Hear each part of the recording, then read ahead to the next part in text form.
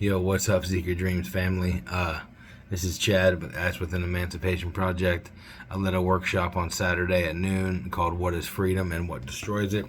And as usual, I didn't get to make quite all the points and hit on all the topics I wanted to, but I wanted to hop on here and make a few clarifications and provide a little bit more insight and a more satisfactory answer to a few of the questions and challenges I had during the workshop.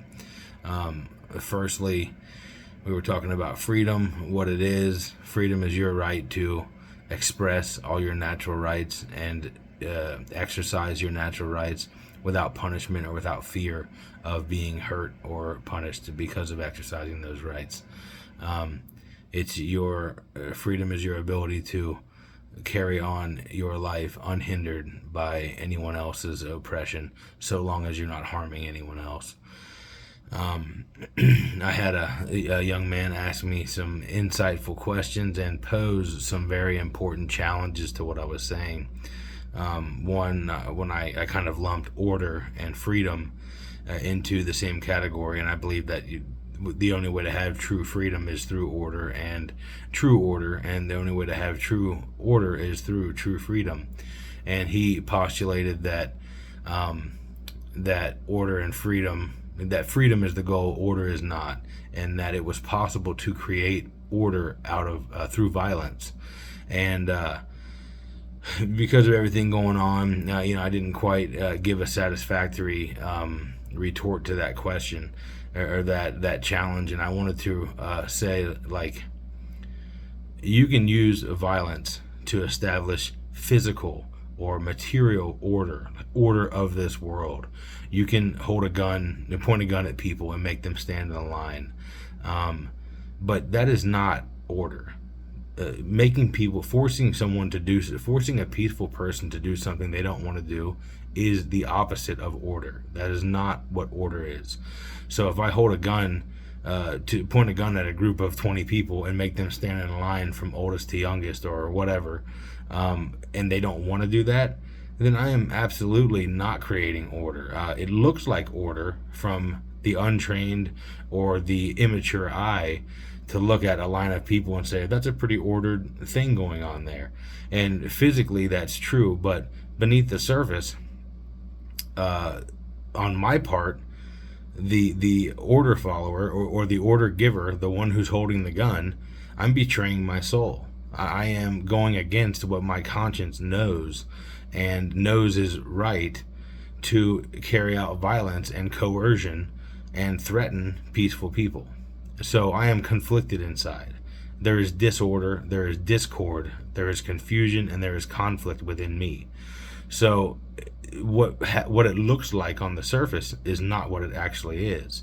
I am conflicted, I am disordered, and I am not, as the dominator of the situation, carrying out violence, I am not in order within myself.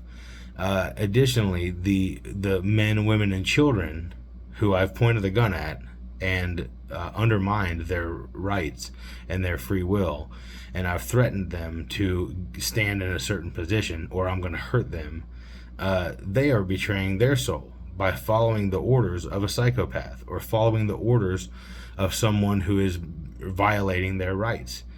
They are violating their right to invoke the self-defense principle. They are not defending against violence carried out against them, which is their right. And so they are betraying their soul. They are betraying their conscience. If you don't believe in the soul, whatever you want to call it, they are betraying what they know to be right. They are peaceful people. They have the right to remain where they're at, regardless of what anyone else does. And if they violate that and they do what they work against and act against what they know is right because they're being threatened, there's no fucking order there.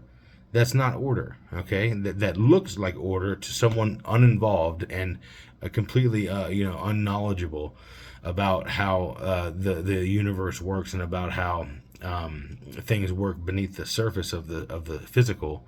But those people standing in line, that's not order either. Those people are conflicted, confused. They have discord inside.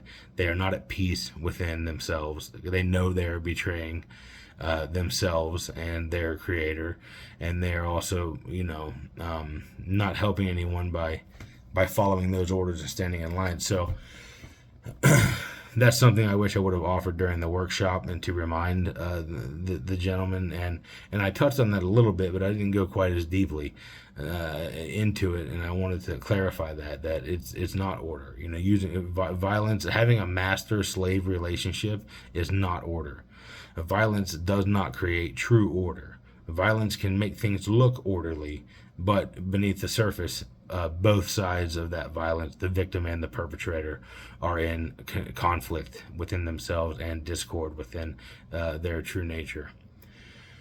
Another thing I wanted to touch on was the idea of moral relativity, or the moral relativism, the idea that destroys freedom. It's the false ideology and the erroneous belief that mankind gets to decide what's right and wrong.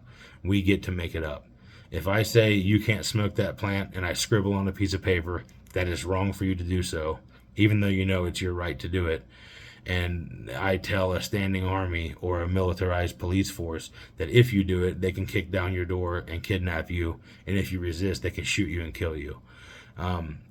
That is what moral relativism is. The belief that we get to choose and make up what's right and wrong on a whim.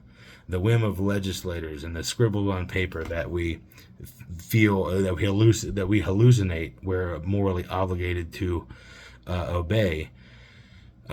That's what moral relativism, and you can easily see why that destroys freedom. If 10% of the population believes it's wrong to rape someone and knows that it's wrong to rape someone, but 90% of the population all of a sudden says, no, raping people is cool, it's fine, you can do that.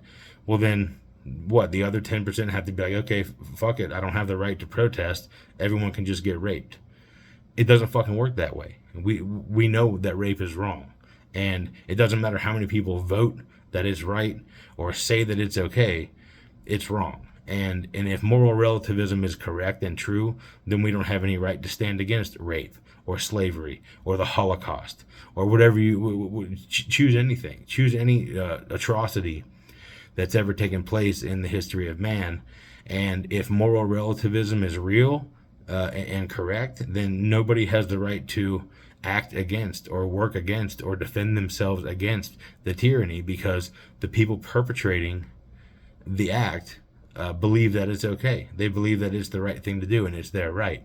So if you think moral relativism is correct, then you don't have the right to stand against anything, because the people doing that thing you would stand against believe that it's right. And if we get to choose what's right and wrong, then why do you have a right to intervene if they think what they're doing, if they say what they're doing is the right thing? Okay? So another point I wanted to make is that moral relativism is fucking horse shit. We know what's right and wrong. You knew what was right and wrong since the day you were born, and even before that. It's written on your heart. If it initiates harm or aggression or violence towards another, it's wrong. If it doesn't do that, it's your right to do. And we don't get to pick and choose and scribble on paper and vote things to go against what we know is right and wrong. If we do those things, which we have done, then it's in a violation, and that's why we don't have freedom. That's why things are the way they are. There's disorder in the world, because so many people still believe that it's okay to do these things that a government does or certain groups of individuals do, and they support the violation of their neighbors' rights, and it's not okay. So right and wrong exists. It's objective. You know what it is. You don't have to question it or confuse it with anything. We don't get to pick what's right and wrong. I don't get to decide tomorrow that murder is okay and go start murdering people and I can just live scot-free, because it's wrong. It's a wrongdoing. No matter who, even if the fucking mommy and daddy in Washington D.C. passed a law tomorrow saying that murder was okay, you still wouldn't do it. Most of us still wouldn't do it because we know it's wrong. It's not acceptable. It's not our right to take the life of someone. So just think about that. Remember that. I wanted to add that and throw that on here. I love you all. Whoever missed the workshop, catch me next year, and big love to you. Have a good night.